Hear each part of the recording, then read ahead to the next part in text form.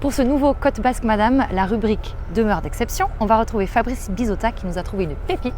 Il n'est pas venu seul, on va le retrouver tout de suite. Bonjour Fabrice. Ça va Christine? Bien.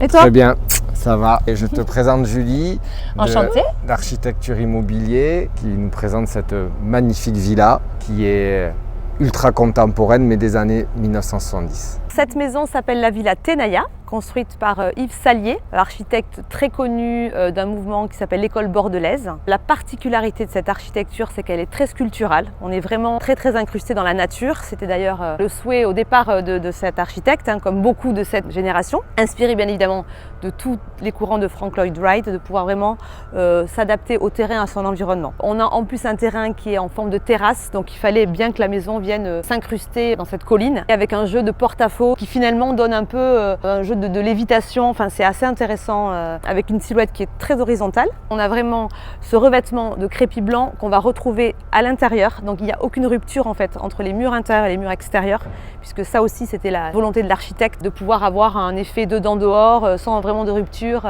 surtout de jouer avec cet environnement qui est très végétal. Bienvenue dans les années 70.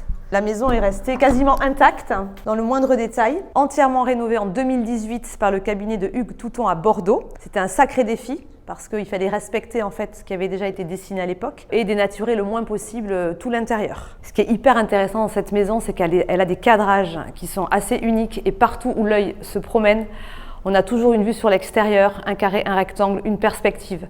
Et c'est ça qu'a beaucoup travaillé Salier à l'époque et son cabinet. Des espaces de vie assez aérés, mais en même temps qui permet d'avoir aussi de l'intimité, que ce soit au niveau de la salle à manger où on ira après, qui a un volume assez monumental, type un peu cathédrale, comme des différents salons avec le fameux coin-feu, qui pour le coup amène un peu un caractère un peu de grotte, où on se sent ici assez couvert et tout en confiance dans cette espèce de cube blanc, avec un foyer ouvert, assez caractéristique des années 70, où on envisager dans le mode de vie de se retrouver autour d'un bon apéritif, et on a toujours liberté.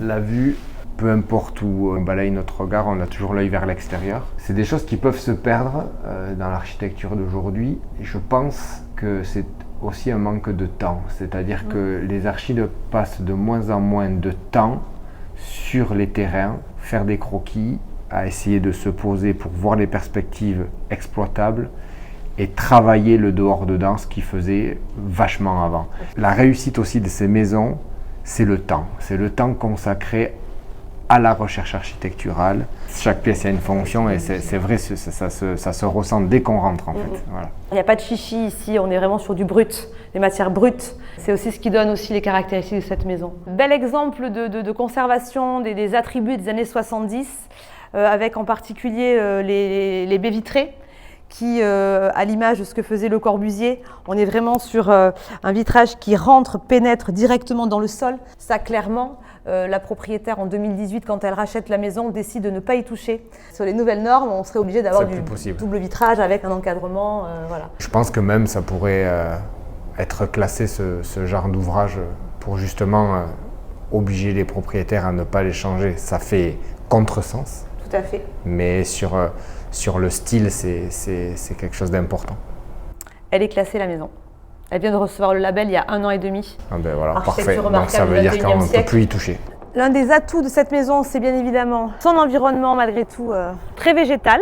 On a l'Artsamendi qu'on aperçoit là-bas. Fabrice, un petit dernier mot de conclusion? Quand on rentre dans la maison, on a envie d'y rester. Il se passe quelque chose d'assez étonnant. Et donc pour ça, c'est vraiment des moments un peu magiques, un peu hors du temps. Et donc merci beaucoup, merci à Côte Basque Madame et merci à Julie. Merci Julie, je reprends juste un mot. Quelqu'un a dit c'est magnétique ici et je pense que ça résume bien la maison. Elle est magnétique. On est magnétisé.